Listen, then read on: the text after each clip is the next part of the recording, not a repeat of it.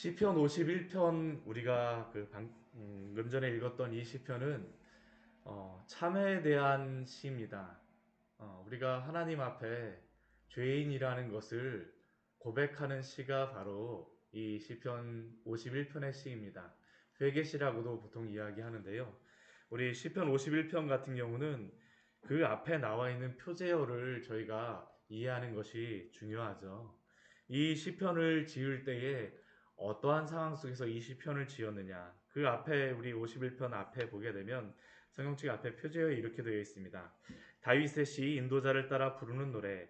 다윗이 밧세바와 동침한 후 선지자 나단이 그에게 왔을 때에 하나님 앞에 고백하였던 이 시가 바로 시편 51편의 시입니다. 저는 이 시편을 읽을 때마다 저는 이 말씀을 읽게 되면 그냥 성경의 말씀은 그냥 적은 것이 아니구나라는 그런 생각을 합니다. 정말로 이 시편을 지었던 다윗이 하나님 앞에서 내가 누구인가라는 것을 알게 된 다음에 지은 시편이 바로 이 시편 51편이죠. 우리가 언제 예수님에 대하여서 우리의 모습에 대해서 알게 될까요? 사실은 나에 대한 재발견입니다. 우리가 항상 나에 대한 재발견을 하지 않게 되면 참된 신앙이 들어갈 수가 없어요. 내가 하나님 앞에서 죄인이구나. 근데 언제 그 내가 죄인이라는 것을 압니까? 평소에 맨날 듣던 그러한 말씀, 내가 아무렇지도 않게 행하였던 그러한 행동들이 하나님을 너무나도 아프게 하고 하나님께 범죄한 그런 행동이라는 것을 정말 하나님께서 강권적으로 깨닫게 해주세요. 그럴 때 우리에게 어떠한 일이 생깁니까? 내가 정말로 당신 앞에 죄인이군요 라는 그러한 고백을 할 수밖에 없습니다. 그건 우리가 내가 죄인입니다라고 우리가 아까 찬양 천부의 의지 없어서 찬양을 불러서 하는 게 아니라 내가 죄인이라는 것을 하나님께서 강권적으로 알게 해주세요. 그리고 그것은 하나님의 말씀을 어겼다라는 것에 대한 분명한 인식입니다. 저는 이 시편의 말씀을 읽을 때에 이게 그냥 따로따로 된 그러한 시편이라고도 생각을 하지만 이게 앞뒤 문맥도 분명히 있다라고 생각을 합니다. 왜냐하면 이 시편 우리가 51편 말씀을 보기 전에 50편과 49편 말씀에 보게 되면 우리가 하나님 앞에서 가지고 있는 잘못된 마음들이 무엇인가를 우리가 보았었죠. 49편 같은 경우에는 우리가 하나님보다 물질을 더 사랑하는 모습, 우리의 지혜를 하나님의 지혜보다 더 의지하는 모습, 하나님께서 그것을 보여주시게 되면 회개할 수밖에 없습니다. 우리가 어제 보았던 시편 50편의 말씀은 무엇입니까? 하나님을 예배한다라고 하지만 제물만 드리고 실제로 하나님께 감사하지 않고 예배드리지 않습니다. 형식적인 예배를 드려요. 그리고 또한 하나님을 섬긴다라고 하면서도 실제 그러한 삶에서는 하나님을 부인하는 삶, 무신론자 같은 삶이죠. 그래서 우리 시편 50편 어제 말씀에서는 우리가 볼 때에 십계명의 그러한 범죄를 범하였던 오겐스명서부터 십계명까지의 그러한 그 죄를 범하였다는 것을 다 보여줍니다. 이것을 발견하게 되면 무엇을 하게 될까요? 주의 인자를 의지할 수밖에 없어요. 내가 죄인이라는 것을 의지할 수밖에 없고요. 하나님 의지할 수밖에 없습니다. 오늘 시편의 말씀이 바로 그것입니다. 다윗이 밧세바를 범하였을 때, 근데 다윗이 밧세바를 범하고 나서 한 1년 정도의 시간이 지난 다음에 이것을 발견한 겁니다. 이게 왜 중요하냐 하면 다윗이 밧세바를 범하고 우리아도 다 죽이잖아요. 전쟁터 제일 앞에다가 내보내고 나서 아비멜렉이 그 성 문 밑에 가고 하다가 맷돌에 맞아 죽었는데 그걸 다 알고 있는 다윗이 성에 가까이 가서 우리아를 앞에다가 싸우게 하라고 한 이유는 무엇입니까? 죽이라는 거거든요. 살인하는 겁니다. 다윗이 살인하게 된 것이. 그러고도 다윗은 1년 동안 아무런 꺼림이 없어요. 나는 그래도 괜찮다는 것이죠. 나는 왕이니까. 내 주변의 모든 사람들이 다 그렇게 하니까 신하 부인 한 명 그냥 얻는 게 무슨 상관이야. 내 신하 내가 마음대로 했는데 무슨 상관이야. 나는 하나님께 잘 예배하고 있어. 다윗이 하나님께 얼마나 1년 동안도 얼마나 예배를 잘 하였겠습니까? 하나님께서 그때 깨닫게 해주신 것이죠. 나단 선지자를 보내셨어요. 너가 바로 죄인이다. 너가 바로 그 사람이다. 이게 바로 하나님 앞에서 우리를 보게 하시는 때입니다. 우리로 하여금 상하고 통회하는 마음을 갖게 하시는 때죠. 이때야 바로 하나님 앞에서 우리가 누구인가를 분명히 깨닫게 됩니다. 오늘 말씀은 바로 그것이죠. 51편 1절 말씀을 보게 되면 이렇게 시작하고 있습니다. 하나님이여 주의 인자를 따라 내게 은혜를 베푸시며 주의 많은 긍휼을 따라 내 죄악을 지워주소서. 여기에 보게 되면 하나님의 사랑에 대한 세 가지의 그러한 단어를 말하고 있죠. 주의 인자하심, 헤세드입니다. 나는 변해도 하나님은 변하시지 않으시죠. 이 마음입니다. 은혜, 그냥 긍휼히 여기는 헨이라고 하는 그러한 단어인데 하나님의 그러한 긍휼하심이 여기에 나 있습니다. 호의, 조건 없는 이러한 호의입니다. 이거는 그냥 긍휼하심, 은혜 베풀어 주세요. 많은 긍휼, 이 긍휼이라고 하는 단어는 어디서부터 나왔냐면 어머니의 그러한 자궁 뱃속으로부터 나온 겁니다. 어머니의 그 자궁과 같은 그 마음과 같은 그러한 긍휼로서 아무런 조건 없이 나를 붙들어 주십시오. 내 죄악을 지워주소서. 다윗이 이렇게 생각합니다. 내 죄를 보니까 하나님의 이 인자하심과 은혜와 긍휼이 없이는 도저히 이 죄를 어떻게 해결할 수가 없는 겁니다. 이게 다윗이 하나님 앞에서 자신을 발견한 것이죠. 우리가 하나님 앞에서 나를 안다라고 했을 때 하나님을 붙드는 이유가 바로 그것이죠. 내가 나의 죄를 보게 되면 도저히 어쩔 수 없어요. 누가 너 죄인이라고 해서가 아니라 정말 하나님이 바로 내 앞에 있습니다. 하나님이 바로 내 앞에 있잖아요. 이거 뭐 어떻게 할 수가 없어요. 정말 어떻게 할 수가 없습니다. 어떻게 나의 죄를 보면서 어떻게 할 수가 없죠. 그런데 하나님의 인자와 은혜와 긍휼을 말하지만 다윗이 그 뒤에 말씀해 보게 되면 1절 우리 뒤에 보게 되면 죄악, 2절 말씀 보게 되면 죄악, 뒤에 보게 되면 죄라는 그러한 단어가 나옵니다. 이 죄라는 것도 다 다른 단어입니다. 이 앞에 있는 죄악이라는 것은 하나님께 대하여서 반역하는 그러한 마음입니다. 반역하는 마음이에요. 하나님의 질서를 따르지 않는 것이죠. 우리가 죄가 바로 그것 아닙니까? 하나님의 질서, 하나님의 법을 미워하는 게 의지적으로 이거는 그냥 그 멀리하는 겁니다. 이게 바로 우리의 죄의 모습이죠. 그 뒤에 나 있는 죄악은 무엇이냐 하면 이게 왜곡이라는 것이 있습니다. 왜곡이라는 그러한 의미의 죄악이에요. 우리의 생각에서 하나님의 그러한 그 말씀이라든가 뜻을 그냥 꼬아서 생각하는 것입니다. 우리의 죄가 바로 그러한 것이죠.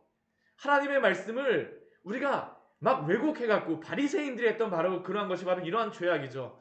우리가 예수님 믿는다라고 하면서도 예수님을 실제로도 그 율법을 말씀을 지킨다라고 하면서도 안 지키는 게 바로 이러한 죄악이죠. 왜곡시키는 것. 하나님의 말씀을 막 꼬웁니다.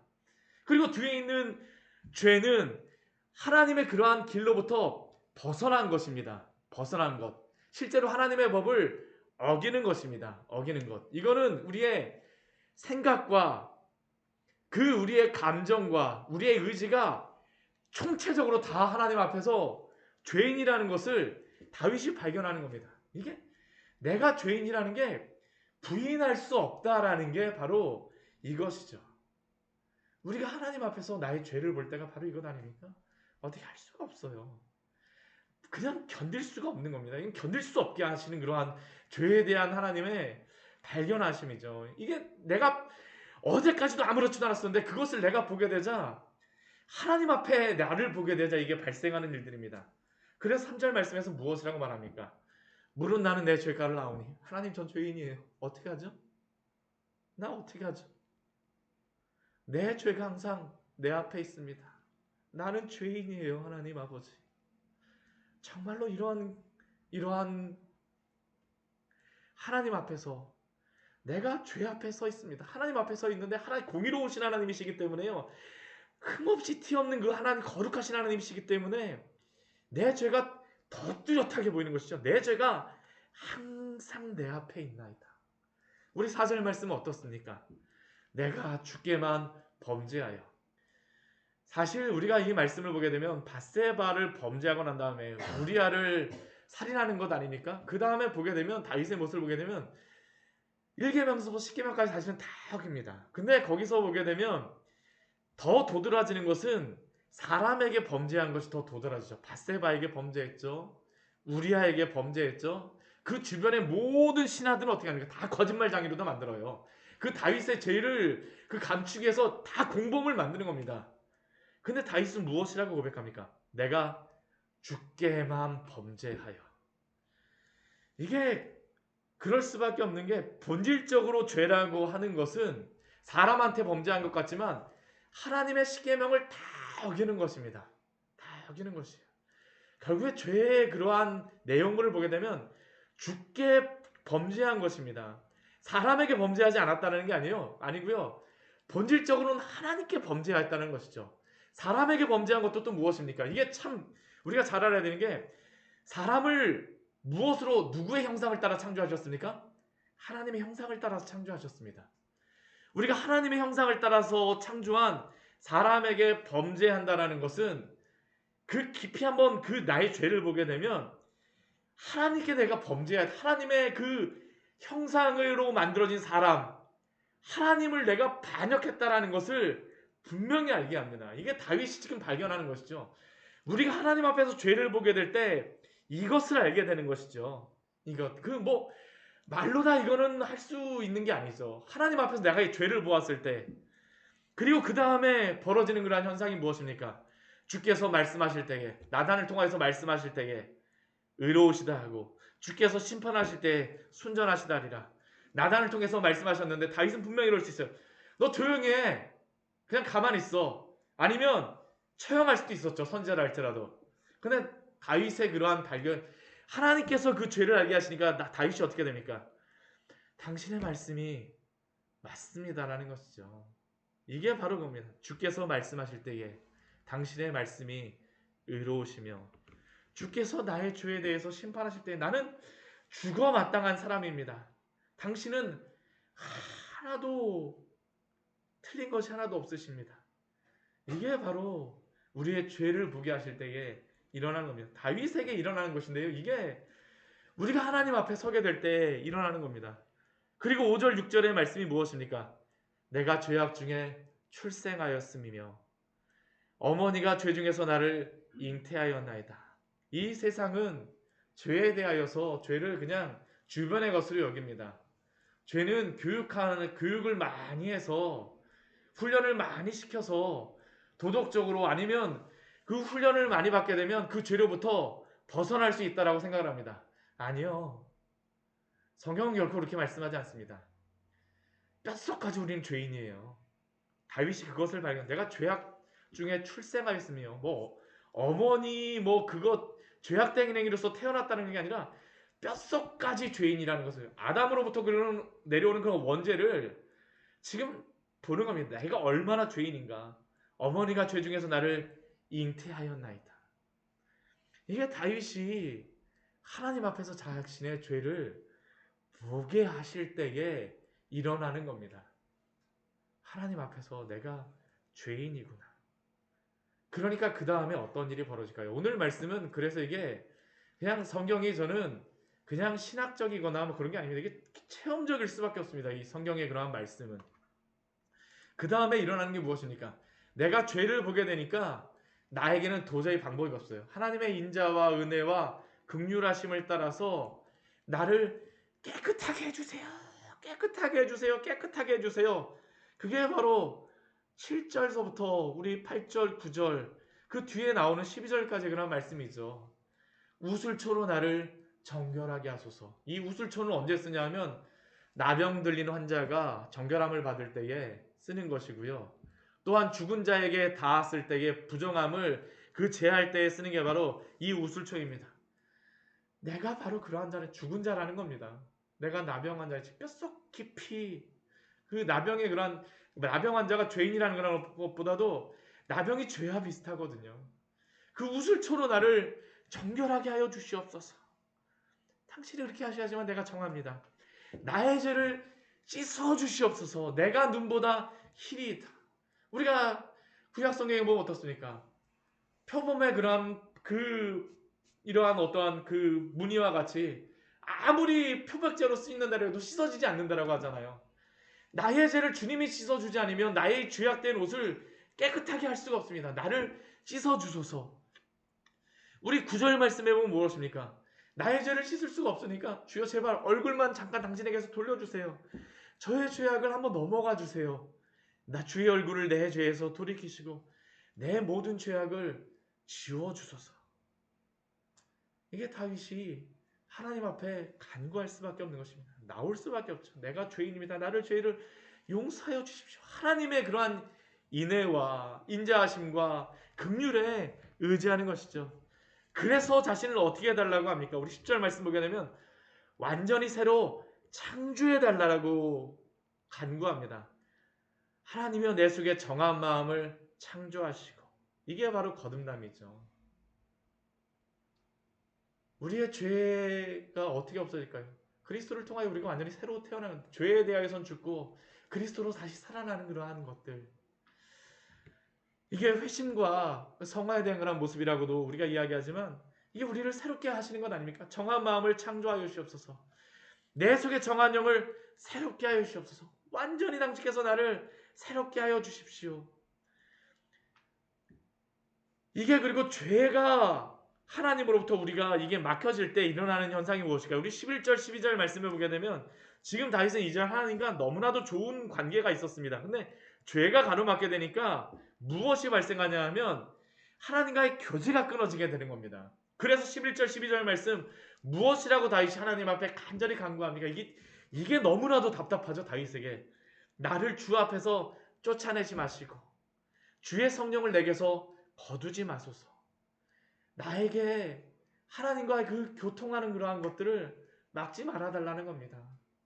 하나님 저를 버리지 말아주세요. 하나님의 그 은혜, 그 긍휼하심과 그 하나님과 교통하심, 성령을 통해서 교통하게 하시는 것을 거두지 말아 주십시오. 우리 12절 말씀, 죄를 범하게 되면 즐거움이 사라집니다. 구원에 대한 즐거움이 사라져요. 살아가지 못합니다. 그러니까 다윗이 무엇이라고 주님께 간구합니까? 주의 즐거움을 내게 회복시켜 주시고 자원하는 심령을 주사. 예전에 하나님을 예배하였던 그러한 마음같이 자원하는 심령을 주사. 죄악이 가로막았기 때문이죠. 이 죄로부터 주님 다시 한번 저를 회복시켜 주시고 당신과의 그 교제를 회복시켜 주시옵소서. 자원하는 심령을 주사 나를 붙드소서. 이게 바로 다윗이 하나님 앞에서 자신의 죄를 깨닫게 하셨을 때에 자신의 죄가 자신 누구인가를 고백하고 자신을 깨끗하게 하여 달라고 지금 간구하는 것입니다. 그런데 13절 이후의 말씀에 보게 되면 회개, 이 죄에 대해서 깊이 정말 여름에 그러한 진물을 누르듯이 이렇게 꽉 누르신다라고 하는데요. 그것과 같이 기름 짜내듯이 하나님께서 이 죄에 대해서 보게 하시고 그 회개하게 하시고 난 다음에 벌어지는 그러한 일이 있습니다. 하나님은 사실 이거로 원하세요. 우리 13절 말씀 우리 같이 한번 읽어보도록 할까요? 그리하면 내가 범죄자에게 주의 도를 가르치리니 죄인들이 주께 돌아오리이다.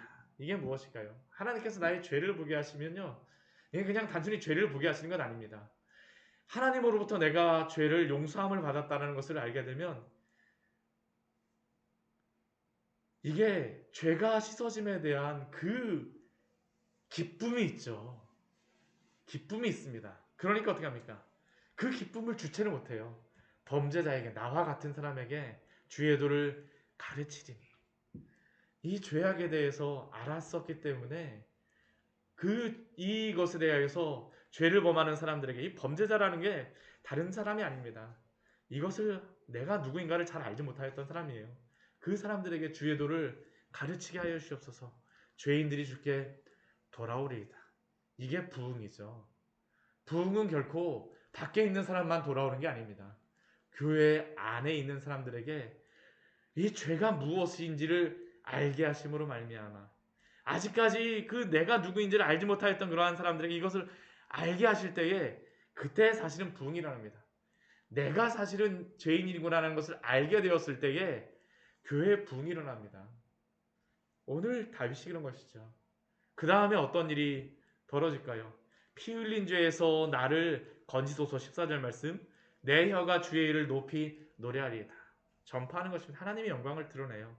내 입술을 열어주소서. 내 입이 주를 찬송하며 전파리다. 이게 죄의 용서함을 받았기 때문에 하나님께 드리는 그러한 것이죠. 그리고 다윗 16절과 17절 말씀에서 무엇이라고 말합니까? 주께서 제사를 기뻐하지 아니하시나니 주는 번제를 기뻐하지 아니하시나이다. 형식적인 그러한 제사가 아니죠. 그러면 하나님이 기뻐하시는 제사는 무엇입니까? 어제는 감사하는 마음으로 하나님께 제사를 드리라고 말하였지만 오늘 17절 말씀 우리 같이 한번 읽어보도록 하겠습니다. 하나님께서 구하시는 제사는 상한 심령이라. 하나님이여 상하고 통회하는 마음을 주께서 멸하지 아니하시리이다. 왜 상한 심령이 필요하겠습니까? 하나님 의지하기 때문이죠. 하나님 앞에 나아갈 때 이 제사를 드리는 것은 무엇입니까? 그리스도를 나타내는 것 아닙니까? 그리스도가 아니면 나의 죄가 용서함을 받을 수가 없구나. 근데 언제 그리스도를 붙게 됩니까? 내가 죄인이라는 것을 알았을 때에 하나님의 인자와 긍휼과 은혜가 만이 나의 죄를 깨끗하게 하실 수 있다는 것을 알았을 때, 내가 상한 심령이 되었을 때, 상하고 통해하는 마음을 주께 가지고 갈 때에 그것을 알게 되는 것 아닙니까? 그게 바로 참된 제사라는 것이죠. 근데 그러한 마음을 가지고 가게 되면 하나님이 멸시하지 않으세요. 그래서 예수님 옆에 죄인과 세리가 따를 수밖에 없습니다. 근데 죄인과 세리로 그대로 갈 수는 없어요. 왜냐하면 이 죄를 보기 때문입니다. 변할 수밖에 없어요. 그 사람들이 전도자가 되어지는 것입니다. 그 사람들이 복음 전하는 사람이 되어지는 것이죠. 우리 18절, 19절 말씀은 우리 13절 말씀과 맥락이 통하는 말씀입니다. 우리 같이 한번 읽어보도록 하겠습니다. 18절, 19절입니다. 주의 은택으로 시온에 선을 행하시고 예루살렘 성을 쌓으소서. 그때 주께서 의로운 제사와 번제와 온전한 번제를 기뻐하시리니 그때 그들이 숫소를 주의 제단에 드리리이다. 이것은 나의 그러한 그 회개뿐만 아니라 공동체의 회개까지도 그 바라는 그러한 기도죠. 내가 죄를 보게 되면 나만 구원받는 것을 원하지 않아요. 내 주변의 사람이, 내 이웃이, 내 가족이 이렇다는 것을 알기 때문입니다. 낙심하지 않습니다. 주변의 사람이 변하지 않는다 해도요. 왜냐하면 하나님의 능력으로만 변할 수 있다는 것을 알기 때문입니다. 주의 은택으로 시온에게, 내가 거하고 있는 이 시온, 다윗이 얼마나 그 예루살렘 백성들을 범죄하게 했습니까? 주여, 내가 죄인이군요. 이 시온의 선을 행하여 주셔서 예루살렘 성을 다시 한번 주의 은혜로 쌓아 주시옵소서. 모든 백성들이 주 앞에 온전한 번제를 드리게 하여 주시옵소서. 이게 바로 다윗의 고백입니다. 저는 우리 안에 이러한 은혜가 있기를 소원합니다. 주 앞에 우리가 참된 죄인인 것을 알게 될 때, 또한 우리 주변의 많은 사람들이 우리가 또한 그 죄로부터 용서함을 받고 은혜를 받고 또 기쁨으로 살아갈 때 우리 주변에 또 많은 사람들도 주님 앞으로 불러줄 줄 믿습니다. 이러한 은혜로서 살기를 오늘 하루도 축원드립니다. 같이 기도하겠습니다. 하나님 아버지,